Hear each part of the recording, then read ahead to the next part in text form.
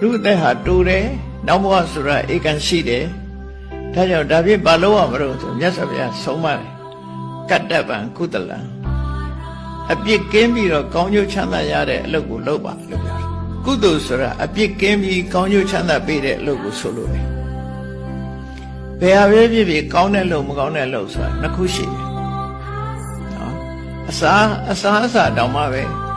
ခန္ဓာကိုယ်အကျိုးပြုတဲ့အစားအစာရှိတယ်ခန္ဓာကိုယ်ထဲမှာအစိတ်တောက်ဖြစ်တဲ့အစားအစာရှိတယ်သဘာဝကောလေ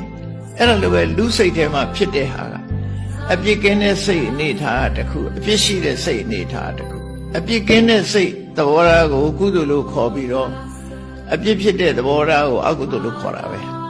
ကုသိုလ်အကုသိုလ်ရှင်းရှင်းလေးသူကနော်အပြစ်ရဲ့ပြီးတော့အကျိုးထုတ်တဲ့အခါသူကနှစ်ခုမှတ်တာကုသိုလ်ဆိုတာအပြစ်ကင်းတယ်အပြစ်ကင်းတယ်တန့်စင်တယ်ကောင်းကျိုးထုတ်ဆောင်ပေးတယ်ဒါကုသိုလ်အကုသိုလ်ဆိုတာအပြစ်ရှိတယ်သဘာဝကိုကမကောင်းဘူးမကောင်းတဲ့ကျိုးကိုလည်းထုတ်လုပ်တယ်ဟောအဲ့ဒါအကုသိုလ်အဲ့တော့မြတ်စွာဘုရားကအေးဘဝမှာနောက်ဘဝသွားရမှာဆိုတော့ကတ္တဗံကုသလပြစ်ကင်းပြီးကောင်းကျိုးချမ်းသာပေးမဲ့အလုပ်တွေကိုမင်းတို့လုပ်တဲ့နဲ့အဲ့ဒီအလုပ်တွေကိုဘုရားဘာသာမြတ်စွာဘုရားသာဟောတော့ဌာနလုပ်တာဒါနလုပ်တာဆိုတာဘုန်းကြီးကျောင်းလှူတာတို့ဒါတွေပြောတာမဟုတ်ဘူးအကုန်လုံးနော်တချို့ကဒါနလုပ်တယ်ဆိုအဲ့ဒါမှမဟုတ်ဘူးကိုမိသားစုအချင်းချင်းကိုအပေါင်းအသင်းတကယ်ချင်းတွေမှာကျွေးတာမွေးတာဟိုရင်ပြုတာ